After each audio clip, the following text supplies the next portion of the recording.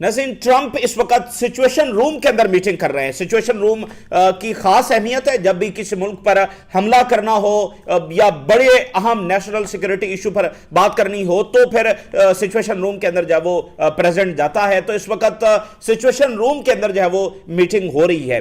ظاہر ہے امریکہ میں ایک سوچ یہ ہے، یعنی جو لابی ہے اور کچھ آفیشل یہ رائے رکھتے ہیں کہ ایک بار پھر اسرائیل اور امریکہ مل کر جب وہ ایران پر اٹیک کریں، اور اس میں ان کی لاجک یہ ہوتی ہے تاکہ ایران سے آن دا ٹیبل ہم نیگوسیشن میں یہ باتیں منوا سکیں، جو کہ ظاہر ہے ہمیشہ یہ بس ایک عجیب سی بات ہے۔ مطلب بمباری کر کے آپ مزید کون سے بات جب وہ منوا لیں گے، بلکہ صورتحال خراب تر ہی ہوگی۔ تو جو نیگوسیشن ہو رہے ہیں، جو ایران کی جانب سے تازہ ترین پرپوزل پاکستان کو دیا گیا ہے اور پاکستان نے ظاہر آگے امریکنز کو فارورڈ کر دیا گیا ہوگا، تو اس کے اوپر ڈسکشن ہو رہی ہوگی، لیکن ساتھ ساتھ میسو امریکی جو بلڈ اپ ہے وہ جاری ہے، تو یہ دونوں چیزیں وہاں پر ڈسکس ہو رہی ہوں گی۔ لبنان کی صورتحال بتدریج خراب اور خوفناک ہوتی چلی جا رہی ہے۔ اسرائیل نے 50 سے زیادہ مقامات کے اوپر بمباری کی ہے کچھ دیر پہلے، بہت وائڈ سکیل یہ اٹیکس ہوئے ہیں، اور یہ سیز فائر کے دوران ہو رہا ہے یہ سارا کچھ جو ہے۔ تو اب جواب میں ظاہر ہے حزب اللہ تو خاموش نہیں رہ سکتی، اور اوپر سے جو لیبنیز گورنمنٹ ہے اس کا جو بیہیویئر ہے وہ بہت عجیب ہے۔ دنیا کی کسی حکومت کا یہ بیہیویئر نہیں ہو سکتا جو لیبنیز گورنمنٹ کا ہے، کہ ایک ملک کے پر بمباری ہو رہی ہے اور اس کی گورنمنٹ اپنے ہی لوگوں کو جب قصوروار ٹھہرا رہی ہے۔ تو ایک تو حزب اللہ نے کہا ہے کہ ڈائریکٹ نیگوسیشنز اسرائیل کے ساتھ بالکل ہم اجازت نہیں دیں گے، اس کو بند کیا جائے، اور دوسرا حزب اللہ کے جو ڈرونز ہیں وہ اسرائیل کے لیے ڈراؤنا خواب بن چکے ہیں۔ بہت لیٹسٹ ٹیکنالوجی کے ساتھ حزب اللہ ڈرونز استعمال کر رہی ہے، جو اسرائیل کے لیے بڑا مسئلہ بن گیا ہے۔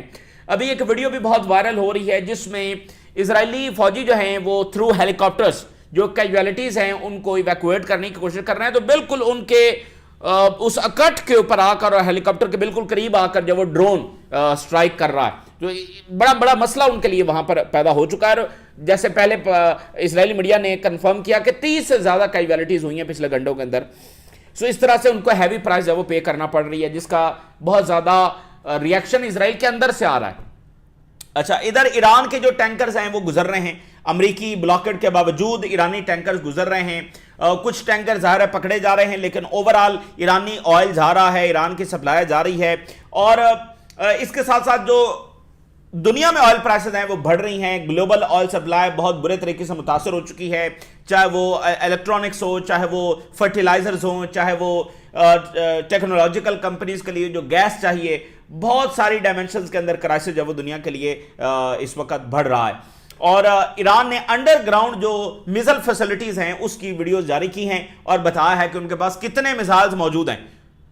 ابھی آپ دیکھیں نا کہ امریکہ کا بلاکڈ ہے، لیکن امریکہ اسٹریٹ آف ہارمز کے قریب تر نہیں آ سکتا۔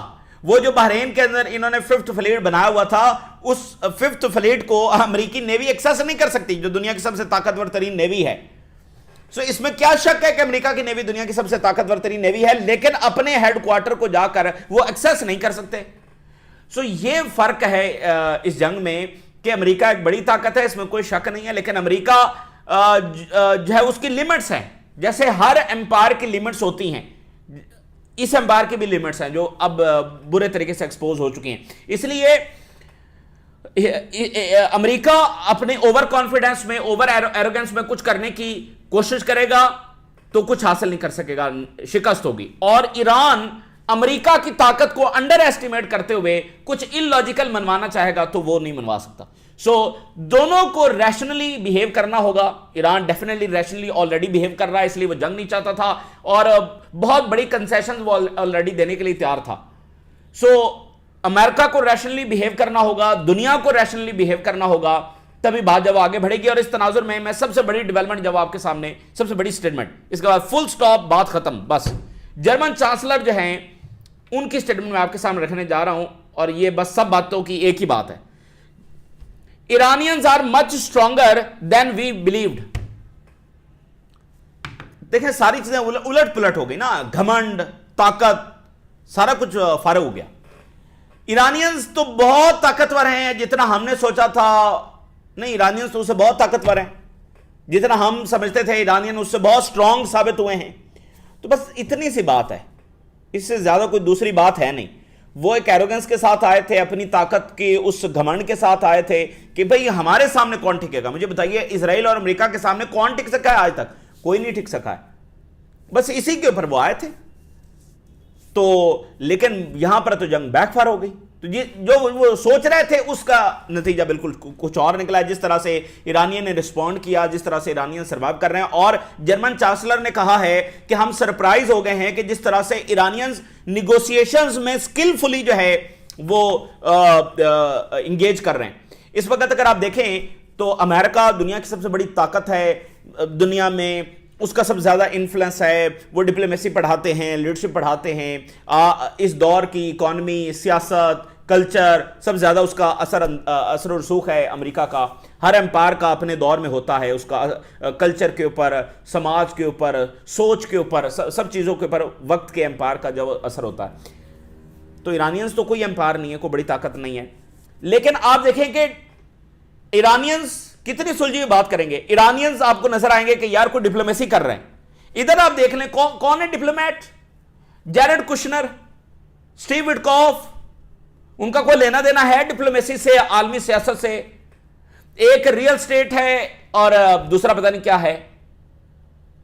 تو ریئل سٹیٹ پر اگر کوئی ٹرمپ نے مشورہ لینا ہے تو سٹیو وٹکوف کا مشورہ بڑا امپورٹنٹ ہو سکتا ہے, یا گولف کھیلتے ہوئے سٹیو وٹکوف کا مشورہ بڑا امپورٹنٹ ہو سکتا ہے. لیکن دنیا کے سب سے پیچیدہ مسائل, یوکرین وار, مڈل ایسٹ, یہاں پر یہ دو موصوف آ کر جب وہ مذاکرات کر رہے ہیں, اور دونوں جنگوں کا نتیجہ دیکھیے. نہ یوکرین کی جنگ رکی, اور یہاں پر تو انہوں نے باقاعدہ جنگ چھیڑی. ان دونوں شخصیات نے, یہ باقاعدہ حصے دار ہیں یہ جنگ چھیڑنے میں. اس لیے برٹشرز نے کہا ہے, انہوں نے اسٹیٹمنٹ جاری کی کہ یہ تو دونوں اسرائیل کے اثاثے ہیں, کیونکہ ان دونوں نے ایرانینز پوزیشن کو جا کر مس ریپرزینٹ کیا. ایرانینز ان سے کوئی اور بات کرتے تھے, یہ آگے جا کر میڈیا کو اور ٹرمپ کو کچھ اور بتاتے تھے. انہوں نے باقاعدہ مس ریپرزینٹ کیا, اس لیے اب ایرانینز کہہ رہے ہیں ہم نے ان سے کوئی بات نہیں کرنی. تو آپ دیکھیں کہ ڈپلومیسی کون کر رہا ہے. آپ کو نظر آئیں گے کہ یار ایران کے فارن منسٹر, ایران کے اسپیکر, باقی ڈپلومیٹس بھائی کو بات کر رہے ہیں, کوئی کریڈیبلٹی ہے. ادھر کیا ہے جناب؟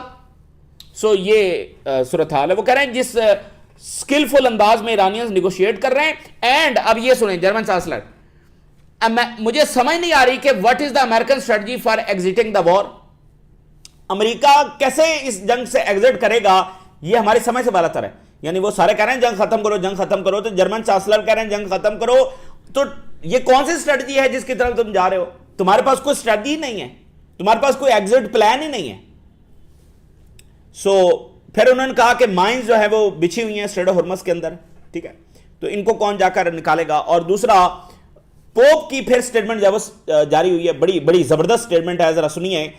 پوپ لیو سیز کہ جو جنگیں چھیڑتے ہیں, جو جنگیں اس وقت چھیڑے ہوئے ہیں, they are the thieves stealing away our peaceful future.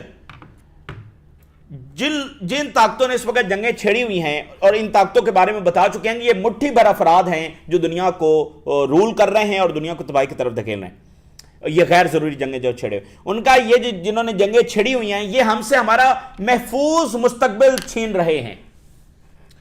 بڑی پاورفل سٹیٹمنٹ ہے. دیکھیں نا, جنگیں کس پر مسلط ہیں؟ لبنان پر ہیں, فلسطینیوں پر ہیں, ایران پر ہیں. تو وہ یہ نہیں کہہ رہے کہ ایرانیوں سے ایرانینز کا مستقبل چھینا جا رہا ہے, وہ کہہ رہے ہیں ہم سے ہمارا مستقبل, یعنی انسانیت, وہ انسانیت کے نمائندے نا, تو انسانیت ایز اے ہول سے اس کا مستقبل چھینا جا رہا ہے. آج آپ دیکھیے کہ ایران جنگ کا جو اثر ہے وہ ایک جیب برداشت کر رہی ہے. اس ساری دنیا میں, پورے پلانٹ ارتھ کے اوپر بلینز آف پیپل اس جنگ کا بوجھ اپنی جیبوں پر اس وقت فیل کر رہے ہیں. تو پوری انسانیت سے اس کا مستقبل چھینا جا رہا ہے. یہ وہ جنگ ہے جس میں نہ انسانیت کا کوئی فائدہ ہے, نہ ریجن کا کوئی فائدہ ہے, کسی کا کوئی فائدہ نہیں ہے. یہ لاحاصل جنگ ہے. امریکہ اس جنگ سے کیسے نکلے گا, کیسے فاتح ہو کر نکلے گا؟ وہ کبھی بھی فاتح ہو کر اس جنگ سے نکل ہی نہیں سکتا. تو پوپ لیو نے آج ایک اور بہت بڑا آپ کہہ لیں کہ اسٹیٹمنٹ جاری کر دیا ٹرمپ انتظامیہ کے اوپر کہ جو جنگیں چھیڑ رہے ہیں وہ ہم سے ہمارا محفوظ مستقبل چھین رہے ہیں. وہ تو کہہ رہا ہے میں امن لانے والا ہوں, تو وہ کہہ رہے ہیں نہیں, یہ تو پوری انسانیت کے خلاف اقدام ہے. یہ بڑی پاورفل باتیں. اچھا, اب ذرا آ جائیے کہ رشیا یہ کہہ رہا ہے کہ پیوٹن اور ایران کے فارن منسٹر کی ملاقات ہے, یہ ایکسیپشنل ڈیولپمنٹ ہے, یہ ایکسیپشنل ملاقات ہوگی. موجودہ تناظر میں جو ڈیولپمنٹس ہو رہی ہیں, جنگ کا خطرہ ہے, نیگوسیشنز ہو رہے ہیں, سو یہ بڑی ایکسیپشنل ملاقات ہونے جا رہی ہے. رشیا یہ بات کر رہا ہے. اور آج جو رپورٹ سامنے آئی ہے کہ امریکہ کا جو پریشر ہے through blocked that falls short as Iran leverage strait of Hormuz. Iran کے پاس جو اسٹریٹ آف ہارمز کی لیوریج ہے وہ زیادہ افیکٹو ثابت ہو رہی ہے ان کمپیریزن جو امریکہ بلاکڈ جاری رکھے ہوئے ہے, وہ کوئی پریشر اتنا افیکٹو ثابت نہیں ہو رہا. اور دیکھیں نا, امریکہ اپنے آپ کو مزید انفلوئنس اپنا ڈیمیج کر رہا ہے کہ یہ بلاکڈ کھلوانا تھا, بلاکڈ لگانا نہیں تھا. اور مرین ٹریفک کے مطابق جو ہے اسٹریٹ آف ہارمز سے جہاز گزر رہے ہیں, ایرانی ٹینکرز وہاں سے گزر رہے ہیں, اور خبریں یہ بھی چل رہی ہیں کہ کوسٹ لائن کے قریب قریب جو ایرانی ٹینکرز ہیں وہ جا رہے ہیں, کوسٹ لائن کے قریب قریب ایرانی ٹینکرز جا رہے ہیں. تو یہ کوئی افیکٹو بلاکڈ ہے نہیں, اور یہ نہیں ہو بھی نہیں سکتا. یہ پہلے دن سے ایک فالٹی ڈیسیژن تھا. تو رائٹر یہ بتا رہا ہے کہ ایران جنگ کی وجہ سے جو supply of essential raw material ہے ایوری پرپز کے لیے, یعنی را مٹیریل جو ہر انڈسٹری میں استعمال ہو رہا ہے, را مٹیریلز کی جو سپلائی ہے بہت برے طریقے سے متاثر ہو چکی ہے. اس جنگ کے بعد جو دنیا کو پتہ چلا ہے کہ جو سپلائی چین ہے یہ دنیا کے لیے کتنی بڑی نعمت ہے اور کتنی ضروری ہے. یعنی دنیا چل نہیں سکتی اگر یہ سپلائی چین آپ کی ٹوٹ جائے, اور یہ ایک ایسی چیز ہے کہ جس کے بارے میں دنیا کا دھیان ہی نہیں تھا. ٹھیک ہے, اب دنیا کو پتہ چلا کہ یہ سپلائی چین اگر ڈسرپشن ہو جائے تو کیا دنیا میں مسائل پیدا ہو جائیں گے. اور ایک بات ذہن میں رکھیں کہ اگر اس جنگ کو نہیں سمیٹا جاتا اور ایک بار پھر معاملات دوبارہ بومبنگ اور ادھر چلے جاتے ہیں تو فوڈ کرائسس قحط, ڈی انڈسٹریلائزیشن وہ سر پر کھڑی ہوئی ہے, اس کی طرف پھر دنیا چلی جائے گی. اچھا, آئل جو ہے وہ پہلے 103 پر گیا, اس وقت جب وہ 108 کے اوپر چلا گیا, آج ہی پچھلے کچھ گھنٹوں میں, پہلے 103 پر گیا اب 108 کے اوپر چلا گیا. تو اب ٹرمپ کے اوپر بھی ظاہر ہے کوئی اتنا اعتبار ہے نہیں مارکیٹس کو, تو یہ 100 سے اوپر ہے. یہ امریکہ نے قیمتوں کو سٹیبلائز کرنا تھا. اور ٹرمپ کیا بیان دیتا ہے وہ دیکھیں, ہم تو سعودی عربیہ اور رشیا سے بھی زیادہ آئل پروڈیوس کر رہے ہیں, دیکھو ہمارا آئل سب سے زیادہ بک رہا ہے. وہ گلف ریاستوں کے دلوں پر کیا گزرتی ہوگی جنہوں نے امریکہ کو بیسز دی اور اتنے پیسے دیے کہ یہ ہماری حفاظت کریں گے. آج ٹرمپ کہہ رہا ہے کہ دیکھو ہم کتنا زیادہ آئل بیچ رہے ہیں. تو اس کے ساتھ رپورٹ یہ ہے کہ الیکٹرانکس کی مینوفیکچرنگ کے لیے جو کنڈکٹرز استعمال ہوتے ہیں, جو کمپوننٹس استعمال ہوتے ہیں, وہ ان کی بڑی شارٹیج ہو گئی ہے.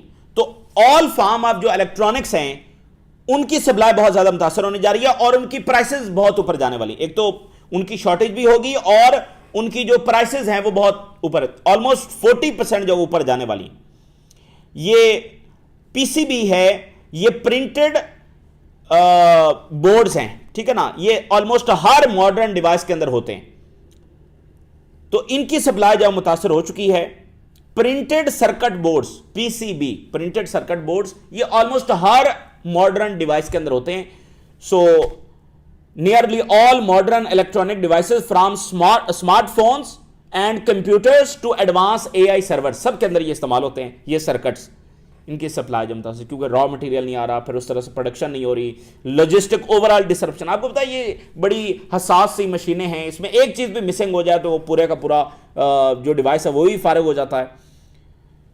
پروڈکشن کاسٹ بھی بڑھ رہی ہے اور جو ہے وہ سپلائی شارٹیج بھی ہے. سارے مسائل ایک ساتھ جب وہ آ رہے ہیں. اچھا, اسرائیل کیا کہہ رہا ہے؟ اسرائیل نے ٹرمپ انتظامیہ کو کہا ہے کہ ایران پر بلاکڈ مت کھولنا. سلائٹلی بھی ایران پر بلاکڈ میں کوئی کمی نہیں کرنی. ادھر سے لابی یہ پریشر ڈال رہی کہ بلاکڈ جاؤ جاری رکھو. اور اب آپ دیکھیں گے دنیا کا کتنا نقصان ہو رہا ہے, امریکہ خود اپنے آپ کو کتنا ڈیمیج کر رہا ہے, اور بلاکڈ سے اسٹریٹجک کون سے مفادات حاصل ہوں گے. اس سے تو وہ ایران کا جو مقصد ہے ڈسرپشن کرنا, یعنی کہ پریشر ڈالنا اکانومی کے اوپر, اس کو امریکہ پورا کر رہا ہے. لیکن اسرائیل کہہ رہا ہے کہ نہیں پریشر جاؤ ڈال کے رکھو, اس سے ایران کی جو ریونیوز ہیں وہ ان میں مسائل پیدا ہوں گے, انٹرنل ٹینشنز بڑھیں گی, اور اس طرح سے ایران آخر کار ڈسٹیبلائز ہو ہی جائے گا. یہ اسرائیل کا میسج ہے امریکہ کو, ٹرمپ انتظامیہ کو. اچھا, چائنا پر دو طرفہ سینکشن لگی ہیں, یورپی یونین نے لگا دی ہیں اور امریکہ نے لگائی ہیں. امریکہ نے لگائی ہیں چائنا کے اوپر کہ جناب یہ ایران کے ساتھ معاملہ ہے, اور یورپی یونین نے لگائی ہیں کہ رشین فرمز کی مدد کر رہا ہے چائنا, چائنیز فرمز انوالو ہیں.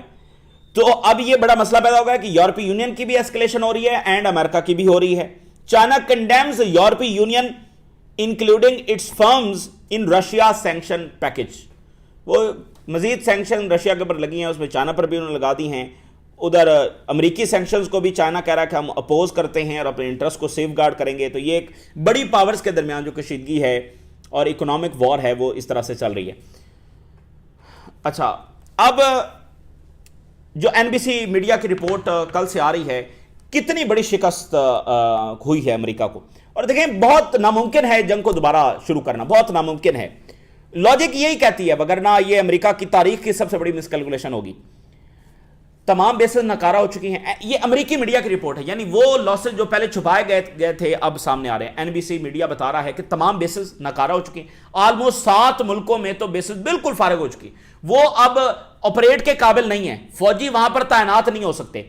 वहां पर खड़े एयरक्राफ्ट, फाइटर जेट्स है वो तबाह हुए हैं। उनके हैंगर्स, उनके मेंटेनेंस, उनके कम्युनिकेशन सेंटर्स, उनके सैटेलाइट सेंटर, उनके रेडार्स, एक एक चीज ईरान ने वहां पर तबाह कर दी है।